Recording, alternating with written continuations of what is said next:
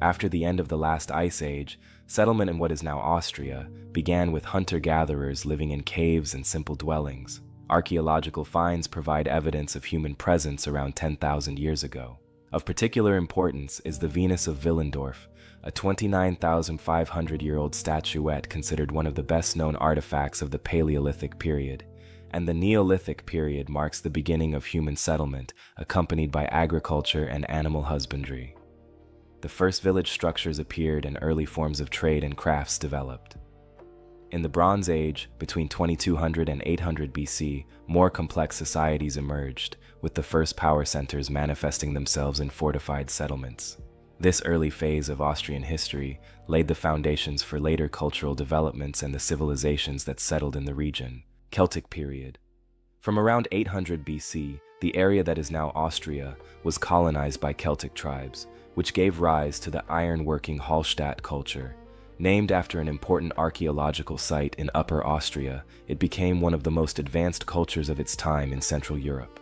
The Celts built fortified settlements, engaged in mining, and processed iron into weapons, tools, and jewelry, and over the centuries the kingdom of Noricum was established, which spread across much of the Alpine region. Noricum was a loose alliance of Celtic tribes that maintained close trade relations with the Roman Empire.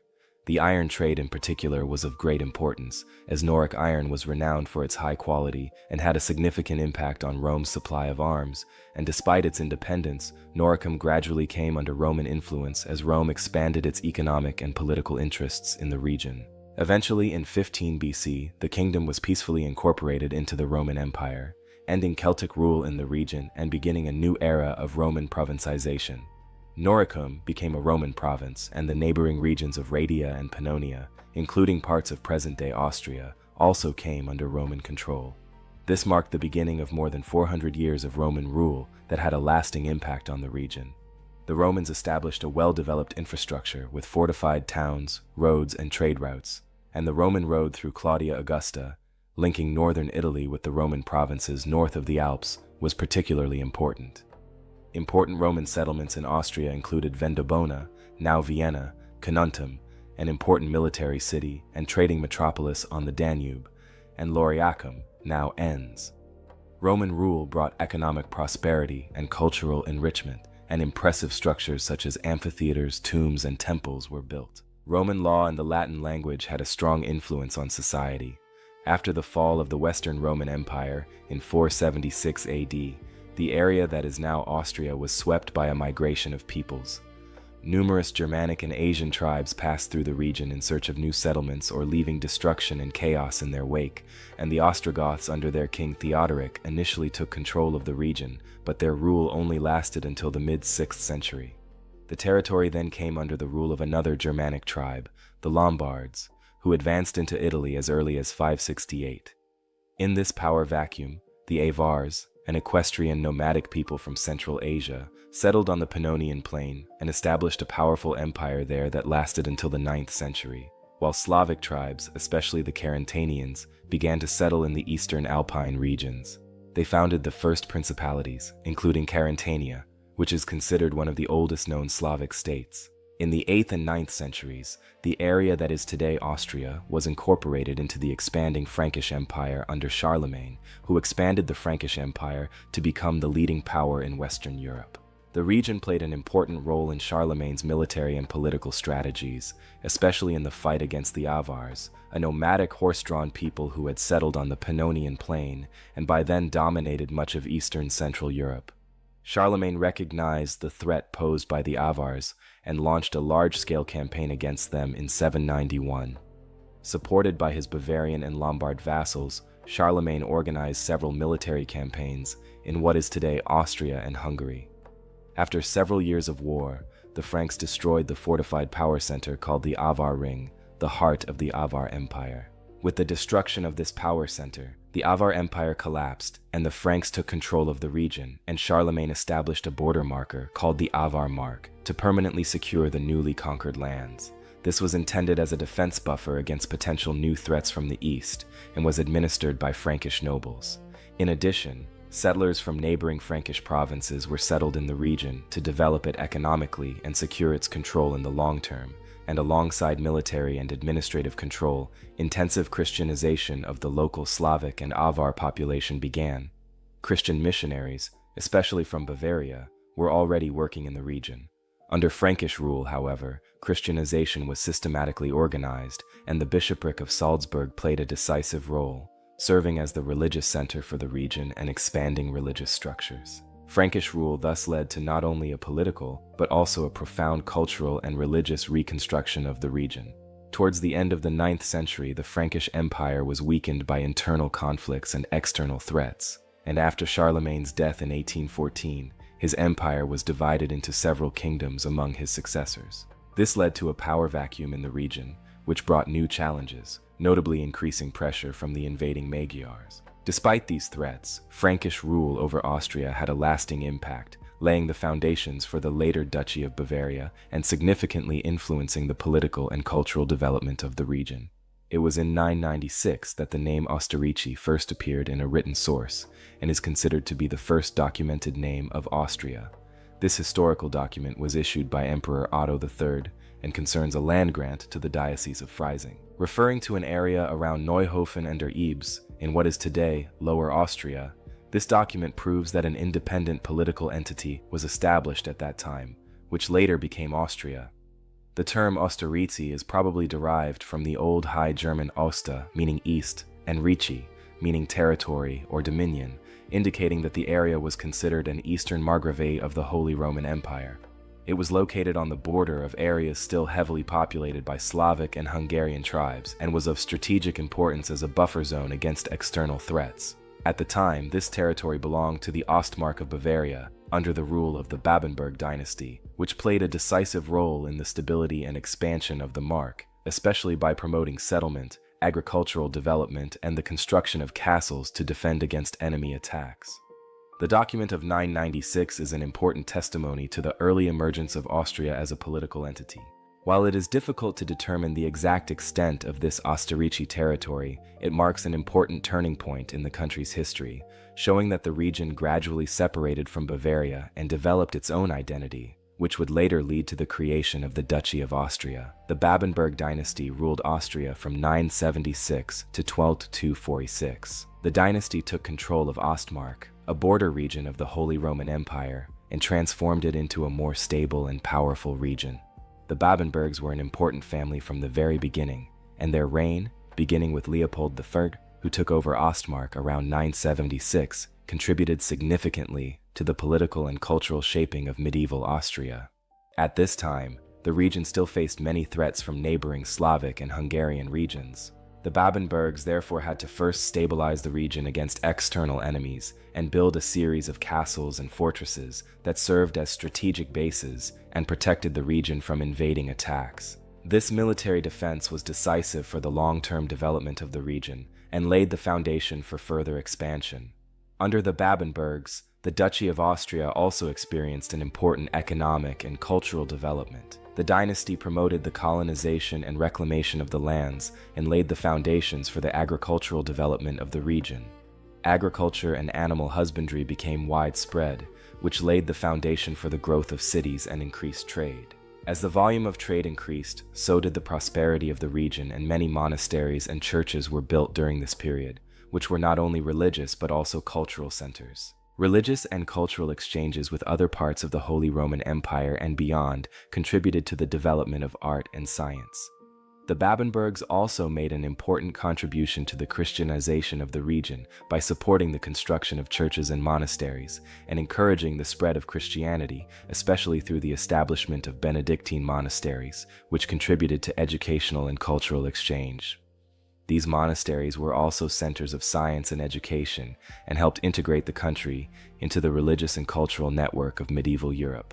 Another important aspect of Babenberg rule was the development of cities and the legal system. Cities such as Vienna and Linz became increasingly important under the Babenbergs, both as trading centers and as political and cultural cities. The Babenbergs also carried out a series of legal reforms that stabilized the region and laid the foundations for the later development of an organized state.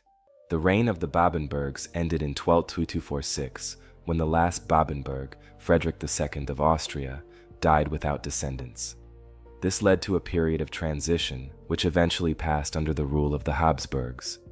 Despite the end of the dynasty, the Babenbergs left a legacy that laid the foundations for the development of the Austrian state and culture in the Middle Ages, and their rule marked an important turning point in Austrian history and helped the region become an important and stable power in the Holy Roman Empire. The extinction of the Habsburg dynasty of the Babenbergs in 1246 and the subsequent succession disputes marked an important turning point in Austrian history. In 1278, after the battles of Dürnkruth and Jedenspeigen, the Habsburg Rudolf the Freund succeeded in securing the Duchy of Austria for his family. This was the beginning of a dynastic rule that would dominate the political, cultural, and economic life of the country for over 600 years.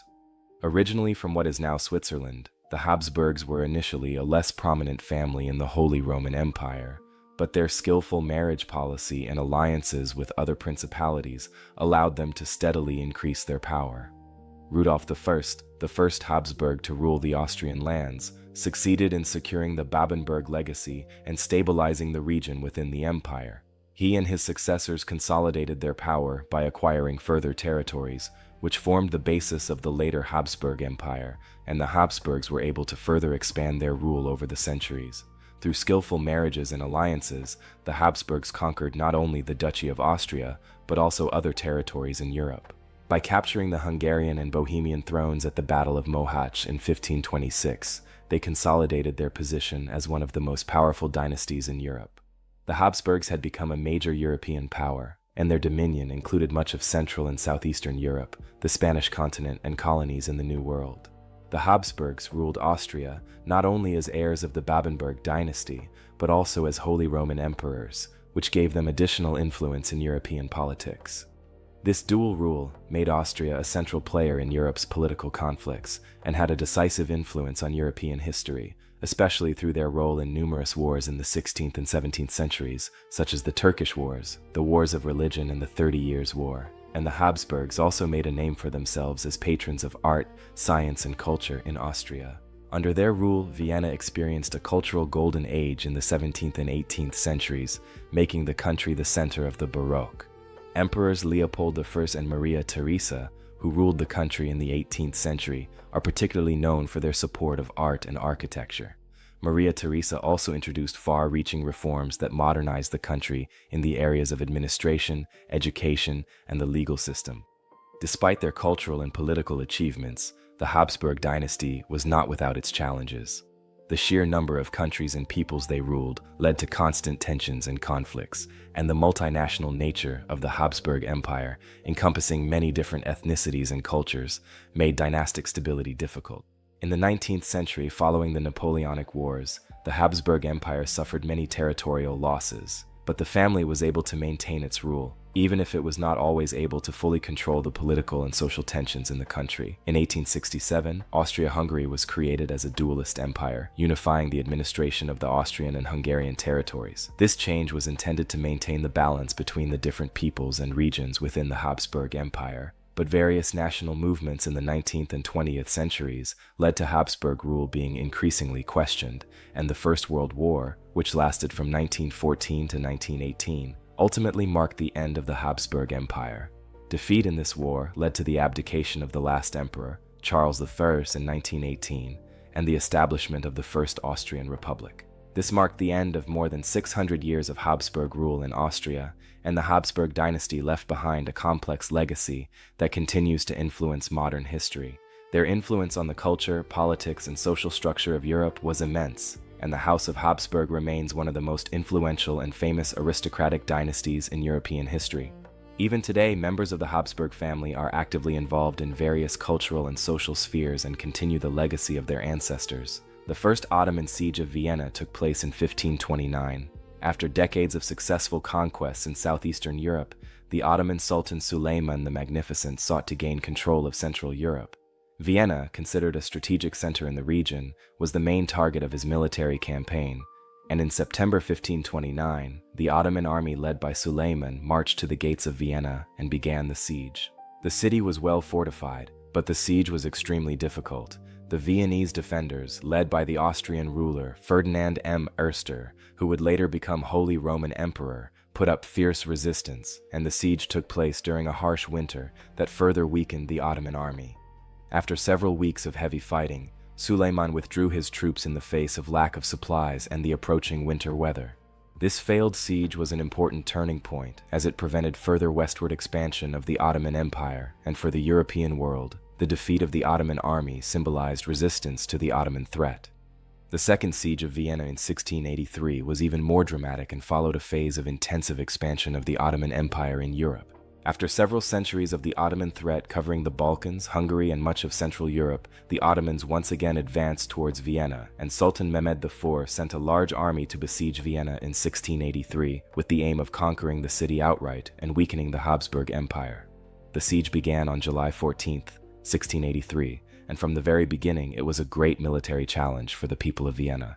This time the defense of Vienna was supported by King John III Sobieski of Poland, and once the besiegers had surrounded Vienna, the Christian forces launched a major offensive led by Sobieski. A coalition of troops from Poland, the Holy Roman Empire, Venice, and other European states came together to capture Vienna and push the Ottomans back. On September 12, 1683, the alliance under Sobieski met the Ottoman army at the famous Battle of Kallenberg. The battle resulted in a decisive victory for the Christian troops and led to the liberation of Vienna. Sobieski himself was celebrated as a hero, and his victory was seen as a turning point in the European conflict with the Ottomans, and the defeat of the Ottomans in the Second Siege of Vienna marked the beginning of the Ottoman Empire's retreat from Central Europe. The victory over the Ottomans was not only a military success, but also a symbol of the united Christian world standing firm against the expansion of one of the most powerful empires of the time. The effects of the victories of 1529 and 1683, which strengthened the Habsburg Empire and laid the foundations for the so-called Turkish Wars of the 17th and 18th centuries, are still felt today. This was followed by a period of territorial losses for the Ottoman Empire, as the Habsburgs continued to expand their power in Eastern Europe. The sieges of 1529 and 1683 still loom large in the collective memory of Austria and Europe today. They symbolize not only resistance against external threats, but also the coming together of different nations and cultures to defeat a common enemy. The memory of these events is also closely linked to Vienna's identity as a city of liberation and characterizes Austria's historical self-image today. Maria Theresa and Joseph II. Maria Theresa and her son Joseph II were the two most important rulers of the Habsburg Empire in the 18th century, and their reforms fundamentally changed the political, social, and economic structures of the empire. Their measures contributed significantly to the modernization of the Habsburg Empire and had far-reaching effects on the administration, the education system, and the economy. Maria Theresa, who ruled from 1740 to 1780, succeeded her father Karol VI after securing succession in the Habsburg lands through the so-called Pragmatic Sanction, and her reign was characterized by intense wars and political difficulties, notably the War of Austrian Succession, which pitted her against Prussia, France, and other European powers. However, despite these external threats, she laid the foundations for important internal reforms that would strengthen the empire. One of Maria Theresa's most important reforms was her reform of the state apparatus. She centralized the administration by limiting the power of the various regional princes and nobles, and by tying the administrative system in the Habsburg lands more closely to the imperial center. It was based on the bureaucratization of the administration, organized by a series of specialists and civil servants who were responsible for carrying out reforms and implementing royal decrees. These administrative systems were aimed at increasing the efficiency of the state and optimizing tax collection to strengthen the empire's financial resources. Another important reform project under Maria Theresa was education policy.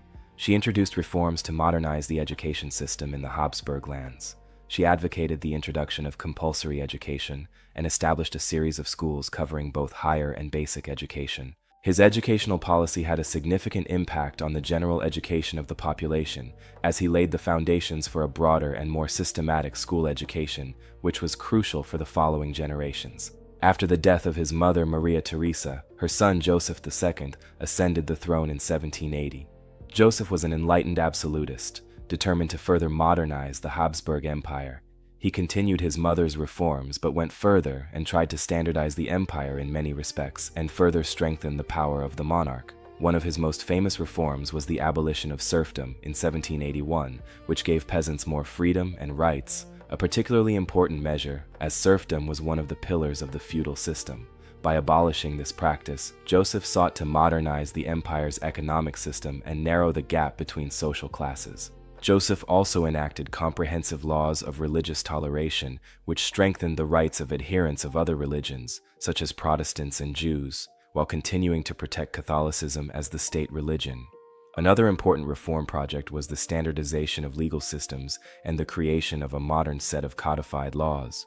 On page 386, he issued the General Land Code, which applied to all Habsburg territories and standardized existing legal traditions. In economic policy, Joseph II introduced reforms aimed at improving economic life in the empire. He pursued a liberal economic policy and sought to increase growth by reducing trade barriers, promoting industry and agriculture, and centralizing economic management to increase efficiency and control over economic resources.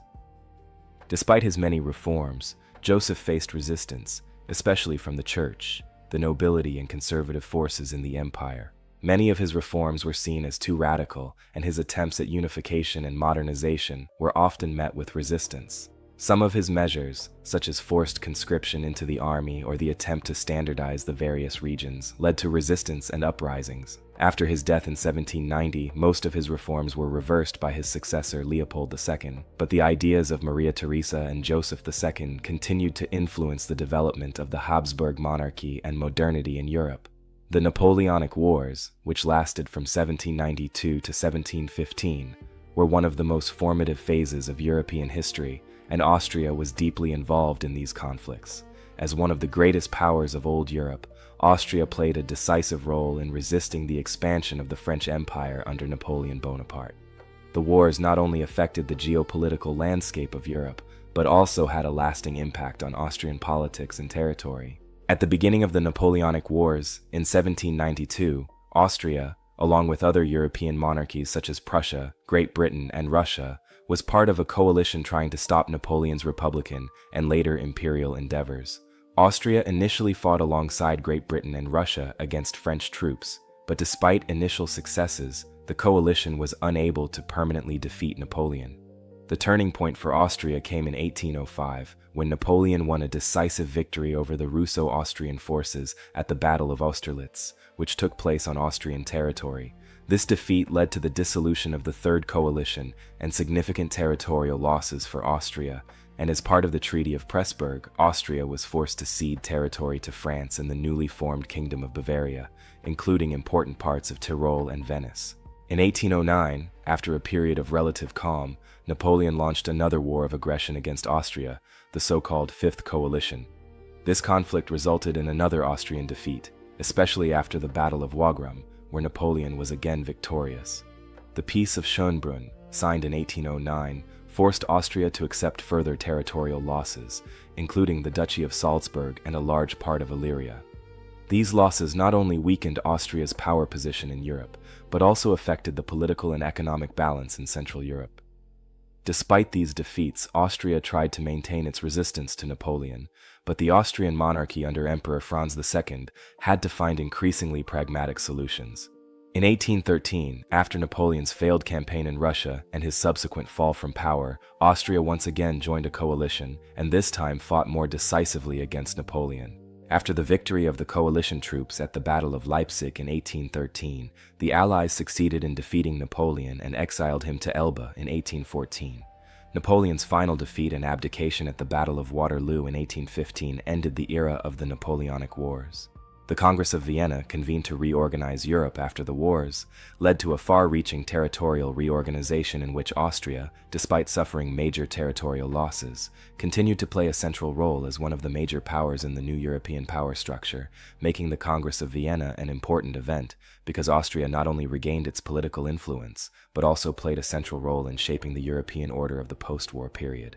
The Congress of Vienna, which took place in Vienna between 1814 and 1815, was one of the most important diplomatic events in European history. Following Napoleon's defeat and the end of the Napoleonic Wars, it was necessary to reshape Europe's political and territorial order to ensure lasting peace and prevent further military conflicts, and the leading states of the coalition that defeated Napoleon met in Vienna to redraw the map of Europe and establish a balance of power that would remain relatively stable in the decades to come.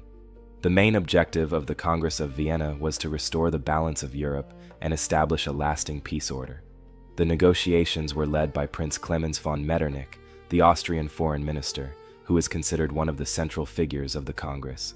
Metternich followed the philosophy of restoration, which aimed to re-establish the traditional monarchical order and return to the conditions before the French Revolution. He believed that maintaining monarchical rule and existing dynastic structures in Europe was the best way to ensure stability and prevent the influence of radical revolutionary movements. A key element of the Congress of Vienna was the territorial reorganization of Europe, especially in view of the territorial losses France had suffered during the Napoleonic Wars. Following its defeat, France was largely restored to its 1792 borders, and the territories it had conquered during the Napoleonic expansion were given to other states. For example, the Netherlands, Prussia, and Austria gained territory, while Italy remained divided into smaller states and the German Empire was reorganized. Of particular importance was the creation of the German Confederation, a loose union of 39 German states, mainly under the domination of Austria and limiting the influence of Prussia. Another important decision was the creation of the reinsurance system, which enabled the great powers to protect each other and counter potential threats, such as the resurgence of France. This led to the creation of a series of political alliances and the quadruple system, an alliance between Austria, Britain, Russia, and Prussia, which played an important role in European diplomacy for the next few decades, and the Congress of Vienna also aimed to stabilize the principles of monarchism and aristocratic rule to prevent revolutionary movements such as the French Revolution. As a result, many monarchies overthrown under Napoleon were restored, including the Bourbons in France. In Spain and other European countries, conservative governments were also strengthened to avoid a repeat of the political turmoil caused by the revolutions of 1889, and the result of the Congress of Vienna was a relatively stable European order that lasted until the outbreak of the First World War in 1914. While the Congress brought many regional and political changes, it left unresolved many of the deeper tensions in Europe that would later lead to the conflicts of the 19th century. Nevertheless, the Congress of Vienna laid the foundations for a system of international diplomacy that would secure peace in Europe for almost a century. The Congress of Vienna marked not only the end of the Napoleonic era, but also the beginning of a new geopolitical era in Europe. Newly created alliances, adherence to monarchical principles, and new territorial arrangements created a balance of power that stabilized the European continent for a long time, and its chief architect, Prince Metternich, remained a dominant player in European politics until the revolutionary movements of the 19th century, which increasingly challenged the system he had created. The Revolution of 1848. The Revolution of 1848, a major turning point in European history, did not touch Austria and the Austrian Empire. It was part of a series of revolutionary uprisings that broke out in many European countries, often referred to as the People's Spring. In Austria, as in other European countries, the causes of the revolution were complex and reflected growing political, social, and economic tensions in 19th century society, with liberal, national, and social demands at the center of the uprisings. The liberal movement pushed for political reforms, such as the introduction of a constitution that would limit the autocratic system of government of the Habsburg dynasty. At the same time, national groups demanded greater rights and autonomy for their ethnic and cultural communities living within the multinational Austrian Empire, and these national movements were particularly strong in areas such as Hungary, Italy, and the Slavic regions, where various peoples rebelled against the rule of the central government in Vienna. Another important factor was social discontent fueled by the economic conditions of the time. Industrialization led to rapid social restructuring and brought with it huge inequalities between the rich and the poor working class, while labor disputes, hunger, and high unemployment led to widespread disillusionment, which also manifested itself in revolutions. Many people demanded better working conditions and a fair distribution of wealth. The revolutions began in March 1848 in Vienna, when a group of students, workers, and liberals took to the streets in protest against the absolutist regime of the Austrian Emperor Ferdinand Effers and demanded a constitution, political freedoms, freedom of the press, and greater popular participation in government. This movement was part of a wider European uprising that took place in many cities such as Paris, Berlin, and Milan. The government initially responded violently and tried to suppress the protests with military force. The Vienna riots initially led to some political compromises. Emperor Ferdinand I convened a constituent assembly and promised reform. Revolutionary movements, mainly supported by Hungarian and Czech nationalists and liberal forces, led to uprisings in Hungary and other parts of the empire. However, this uprising, especially in Hungary, was quickly suppressed by the troops of the Habsburg monarchy, supported by Russian forces. Despite initial political concessions and constitutional reforms, the monarchy under the new Emperor Franz Joseph managed to suppress revolutionary movements in Austria and other parts of the empire, and with Russian military support, the monarchy was able to reassert its power and reject demands for greater political freedom. Although some minor reforms were made in the following years, the political system remained largely authoritarian and centralized. The Revolution of 1848, however, had an impact on the Austrian Empire and European politics as a whole, bringing an end to unchecked monarchical power and ushering in a new era of political and social movements. Although the revolutionaries failed in their initial goals, they left a lasting mark on Austrian history. The struggle for liberal and national rights as well as social reforms could not be permanently suppressed and later led to major political changes in Austria-Hungary. The 1867 Austro-Hungarian Compromise was an important event in the history of the Habsburg monarchy and led to the establishment of the dual monarchy of Austria-Hungary. It was the result of many years of tension between the various peoples of the Austrian Empire, especially between the Austrians and Hungarians. Hungarian dissatisfaction with the centralized rule of the monarchy had repeatedly led to conflicts and demands for greater autonomy in the 19th century. At the time, the Habsburg Empire was a multinational state with many peoples, including Germans, Hungarians, Czechs, Slavs, and Italians. After the revolutions of 1848 and the failed national uprisings, in which Hungary also tried to establish its own independent state, Franz Josef Zerko's monarchy re-established control over the empire. But problems between the various ethnic groups and the monarchical institutions persisted. In particular, Hungarian leaders, led by Ferenc Deeg, pushed for greater autonomy and political rights for Hungarians. After years of negotiations and compromises, the Austro-Hungarian Compromise of 1867 was reached, which fundamentally changed the political structure of the Habsburg monarchy and led to the establishment of a dual monarchy in which the Austrian heritage and the Hungarian kingdom coexisted on equal terms. After the compromise, the Austrian Empire was divided into two separate political entities under the joint rule of Emperor Franz Josef Czech. On one side, Austria remained the Austrian Empire with its capital in Vienna, while on the other side, the Kingdom of Hungary with its capital in Budapest was established. Both states had their own parliaments, governments, and administrative structures, but shared a common monarch and a common foreign policy, military strategy, and fiscal policy. This agreement was based on a fundamental compromise that both honored Hungarian demands for autonomy and preserved the integrity of the Habsburg Empire. Although the compromise did not solve all the problems of the multi-ethnic state, it led to a significant improvement in relations between Austria and Hungary. The Hungarian elite gained more political power, which strengthened Hungarian culture and language, but at the same time, Hungary remained closely tied to Austria in the international system. Both countries had to cooperate on many political and economic issues, and the various ethnic groups within the empire often felt that their interests were not adequately represented. Despite the establishment of a dual monarchy, the compromise also had its downsides. Hungarian independence in many areas disadvantaged the other nations of the empire, especially the Slavs and Czechs living in the western and southeastern parts of the empire. These ethnic tensions persisted after the compromise and led to conflicts in the 20th century, and the compromise did not ultimately solve the problem of the internal integrity of the Habsburg Empire, but only postponed it. The Austro-Hungarian Compromise of 1867 was an important moment in the history of the monarchy, as it provided political stability for several decades.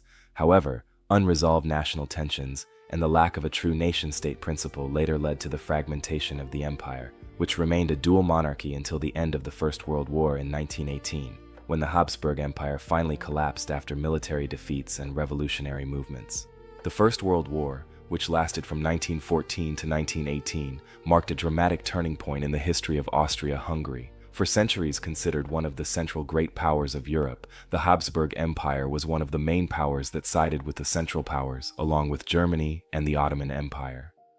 The war began with the assassination of Archduke Franz Ferdinand, heir to the Austro-Hungarian throne, in Sarajevo on June 28, 1914, triggering a chain reaction that led to the mobilization of major European powers and ultimately to the outbreak of a global conflict. Austria-Hungary declared war on Serbia, which led to a widening of the conflict. The empire found itself at war with Serbia, Russia, France, and Britain, as well as later with Italy and the United States. The First World War was a catastrophic conflict for Austria-Hungary, with far-reaching consequences both militarily and politically. Especially in the early years of the war, Austria-Hungary had to fight on several fronts, especially against Russia in the east and Italy in the west, and the war was particularly stressful for the Austro-Hungarian Empire, which was ethnically diverse and united many different peoples and nationalities under a common rule. Many of these groups, such as the Slavs and Italians, had long harbored aspirations for independence, which further undermined the internal cohesion of the empire during the war. There were numerous national tensions, and the constant tension of the war increased discontent in different parts of the empire. As the war progressed, military pressure on the empire increased, and the Austrian army found it increasingly difficult to hold its own against the Allies. In the last years of the war, the situation worsened. Military failure, heavy loss of life, and the economic exhaustion of the empire led to growing discontent and revolutions in various parts of the Habsburg Empire, and by 1917, serious problems for Austria-Hungary had begun, both militarily and politically. Internal tensions between the various peoples of the empire intensified, and hopes for victory began to fade. In 1918, following the defeat of the Allied powers on the Western Front and the retreat of the Ottoman Empire, Austria-Hungary was exhausted both militarily and politically, and the Austro-Hungarian monarchy could no longer unite the forces of its disintegrating states, and was eventually forced to surrender. The war officially ended on November 3, 1918, with the Armistice of Villa Giusti. Shortly afterwards, on November 12, 1918, the Austrian head of state, Emperor Charles the Younger, proclaimed the establishment of a republican government and the dissolution of the monarchy. The end of the monarchy marked the final end of the centuries-long existence of the Habsburg Empire. The collapse of the monarchy led to the emergence of new states in Central and Eastern Europe, called successor states, such as the First Austrian Republic and the Kingdom of Hungary, as well as Czechoslovakia, Yugoslavia, and Poland, and the political and social structure of the former Habsburg Empire collapsed, with many of the nations defeated in the war striving for self-determination and national independence. The First World War and its end left behind profound political, social, and economic upheavals that continued to shape the political climate in post-war Europe. The end of the First Republic. Following the end of the First World War and the collapse of the Austro-Hungarian monarchy, Austria became the First Republic on November 12, 1918. The transition from a centuries-old monarchy to a democratic republic was a profound political change. Defeat in the war and revolutionary movements in many parts of the Habsburg Empire led to the disintegration of the monarchical order and the dissolution of the old empire, and the establishment of the First Austrian Republic was the result of a difficult period. The war had not only destroyed the military and economic foundations of the country, but also shattered its internal unity. The monarchy under Emperor Charles I was unable to cope with the many national and social tensions that intensified during the war, and in the face of the growing revolutionary mood among the population and military defeat, the emperor abdicated his power, and the monarchy finally came to an end. On November 12, 1918, the newly established National Council and the Provisional Parliament, composed of German and Austrian representatives of the people, proclaimed the establishment of the First Austrian Republic. Through an amendment to the Constitution, Austria was declared a democratic parliamentary republic. At the same time, the country became a unitary republic, and the monarchy was completely abolished. The last Emperor Charles I was later exiled to Switzerland and lived in exile. The Constitution of the First Republic, adopted in 1920, laid the foundations for parliamentary democracy. From then on, the Republic of Austria was a federal and democratic republic with a strong parliament, and elections were held according to the principle of universal and equal suffrage. The first government was formed by social democratic forces, which had a strong influence on the political direction of the country in the post-war period. Despite the establishment of a democracy that expanded the political participation of the people, The period of the First Austrian Republic was characterized by enormous economic and social difficulties, with the consequences of the war, severe hyperinflation, and the high reparations payments of the Treaty of Versailles placing a heavy burden on the young republic. In addition, there was political unrest and disagreements between different political camps, especially between the Social Democrats and conservative forces. The strengthening of political extremes and the economic downturn also created great difficulties, and in the years following the founding of the First Republic, the government tried to stabilize itself and overcome social and economic problems in these difficult times.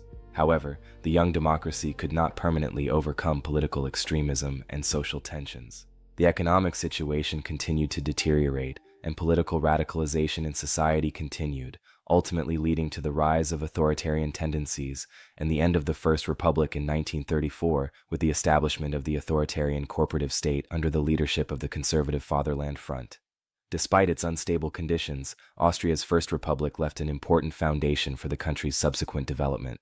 The principles of democracy enshrined in the Constitution remained an important reference for the restoration of democracy after the Second World War and the establishment of the Second Austrian Republic in 1945. The accession of Austria to the German Empire in 1938 was a decisive and tragic event in the country's history.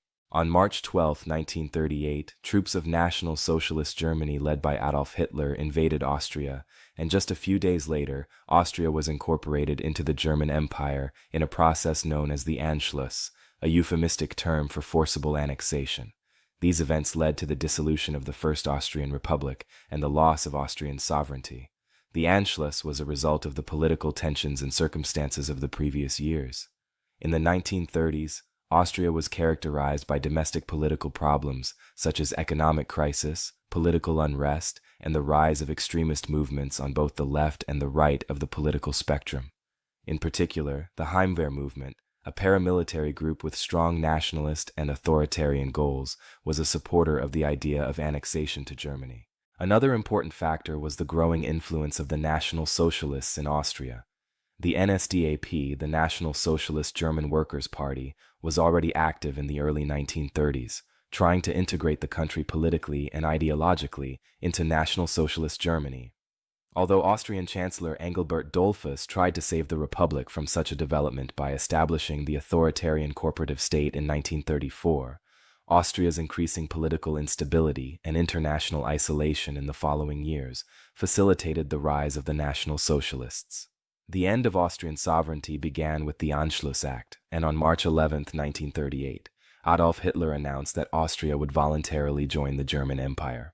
The following day, German troops entered Austria, the invasion was largely unsuccessful, and the then Austrian Chancellor Arthur Seyss-Inquart, appointed by the National Socialists as a partisan, resigned on behalf of the Austrian government, declaring the Anschluss to be legal. In this way, Austria was de facto integrated into the Third Reich. On March 13, 1938, a referendum officially legitimized the Anschluss, but under the pressure of the National Socialist occupying power. It was claimed that almost 100% of the population voted in favor of annexation. In reality, however, the vote was neither free nor fair. The Jewish population and political opponents of the Nazis were excluded or intimidated. The Anschluss had devastating consequences for Austria. The country lost its independence and became part of National Socialist Germany, and numerous political and social changes followed. All institutions were brought into line, and the National Socialists implemented their racist and dictatorial policies. Many who opposed Nazi ideology or were deemed politically or racially undesirable were persecuted, deported, or killed, and the Jewish population in particular was increasingly the victim of persecution and violence. The Anschluss thus led to a profound destruction of Austrian society and values. The Second Republic, after the end of the Second World War and the defeat of National Socialist Germany, Austria was re-established as a sovereign state in 1945. It was occupied by the Allies, and the Austrian State Treaty of 1955 secured the country's independence. At the same time, Austria was defined as a neutral state, which provided an important basis for foreign policy in the decades to come. The Allied occupation ended with the signing of the State Treaty, which established the country as a permanent neutral state and ensured a return to democracy. In the years following the war, Austria struggled with the economic and social consequences of the devastation caused by the war. With the support of international aid, notably the Marshall Plan, the country rebuilt and began a rapid economic recovery. The country was increasingly integrated into the Western economic sphere, which helped stabilize the Austrian economy, while the social system was further expanded, leading to improved living standards and strong social cohesion. Politically, Austria experienced a phase of stability after the war. A parliamentary democracy with a new constitution was established, and the political environment was characterized by cooperation between the Socialist Workers' Party (SPU) and the Conservative Austrian People's Party (UVP). This coalition ensured the sharing of political power between the two major parties and contributed to the stability of the country. Another key element of the post-war period was the policy of neutrality enshrined in the 1955 State Treaty. This neutrality shaped Austria's foreign policy as it deliberately stayed out of the geopolitical tensions of the Cold War and pursued a policy of independence and peacekeeping. Neutrality was also the basis for Austria's membership in international organizations and its role as a peace actor in various international conflicts.